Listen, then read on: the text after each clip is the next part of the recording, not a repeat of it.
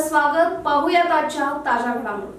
शासनाच्या माध्यमातून ग्रामपंचायतीला प्राप्त होणाऱ्या एकूण अनुदानातील 25% निधी हा अनुसूचित जाती व जमाती समाजाच्या अभिवृद्धीसाठीच खर्च करण्याचे बंधन आहे.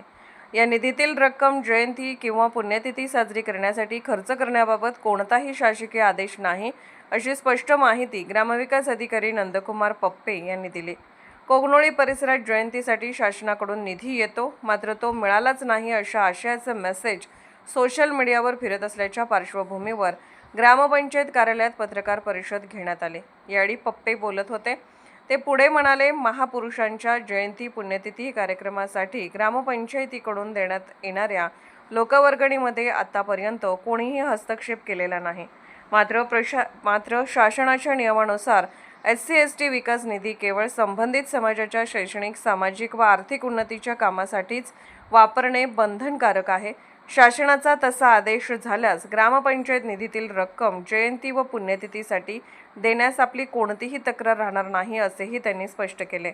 या पत्रकार परिषदेस रमेश पाटील, विनायक आवटे, महेश जाधव, संजय डूम, कृष्णात खोत, कृष्णात भोजे, रुपाली वडर, संजय खोत, शर्मिला हळीजवाळे, शिवलिंग दिवटे, उज्ज्वल शेवाडे, संजय कुंभार, सुधाकर ढोबळे यांच्यासह अन्य ग्रामस्थ व कर्मचारी उपस्थित होते.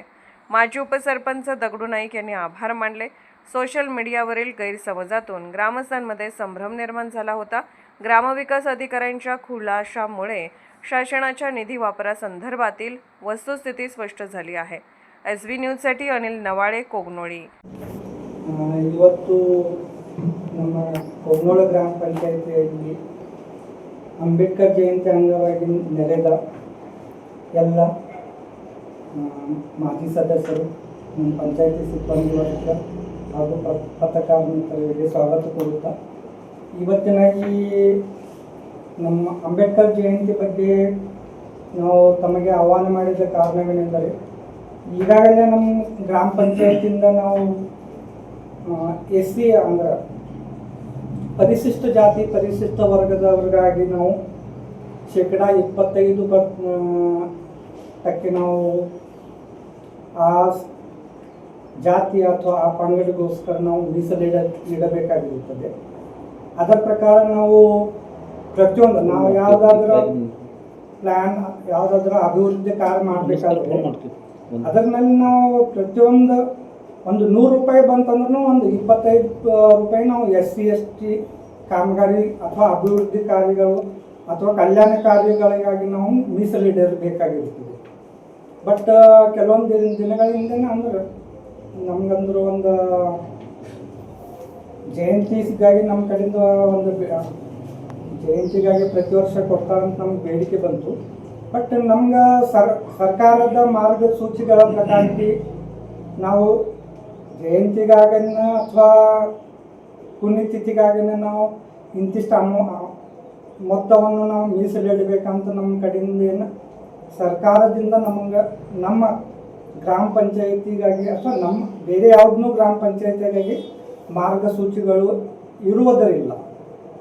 ಇದರರ್ಥೇನು ನಾವು ಈ ಫಂಕ್ಷನ್ಕನ ಅಮೌಂಟ್ ಕೊಡಬೇಕು, ಆ ಫಂಕ್ಷನ್ಕನ ಅಮೌಂಟ್ ಕೊಡಬೇಕು, ಹಿಂಗೇನು ಅದರೊಳಗೆ ಪ್ರೊವಿಷನ್ ಇಲ್ಲದ ಕಾರಣ ನಾವು ಈ ಸಲ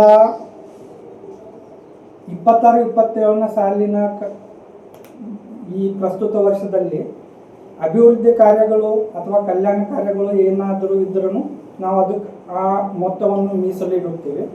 ಅದರ ಪ್ರಕಾರ ನಮ್ಗೆ ಮುಂದೆ ಏನಾದರೂ ಮಾರ್ಗಸೂಚಿಗಳು ಬಂದರೆ ಅಥವಾ ಏನಾದರೂ ನಮ್ಮ ಗೈಡ್ಲೈನ್ ಬಂದರೆ ಇದಕ್ಕಾಗೇ ಇಷ್ಟು ಖರ್ಚು ನಾವು ಮೊತ್ತ ಮೀಸಲಿಡ್ರಿ ಅಥವಾ ಅದಕ್ಕಾಗೇ ಅಷ್ಟು ಖರ್ಚು ಮೀಸಲಿಡ್ರಿ ಅಂತ ಹಂಗೇನಾದರೂ ಮಾರ್ಗಸೂಚಿ ಬಂದರೆ ನಾವು ಅದ್ರ ತಕ್ಕ ಜಯಂತಿ ಅಥವಾ ಪುಣ್ಯತಿಥಿ ಸಲುವಾಗಿ ಏನಾದರೂ ಮಾರ್ಗಸೂಚಿ ಬಂದರೆ ಅದರ ಪ್ರಕಾರ ನಾವು ಆ ಮೊತ್ತವನ್ನು ಶೇಕಡಾ 25% ಎಷ್ಟು ಬರ್ತದೆ ಅದರೊಳಗೆ ಮೀಸಲಿಟ್ಟು ನಾವು ಮುಂದಿನ ಕಾರ್ಯ ಮಾಡ್ತೇವೆ ಅಂತ ಈ ನಾ ಪತ್ರಕರ್ತರ ಪರಿಷದವರು ಹೇಳಬಯಸುತ್ತೇವೆ.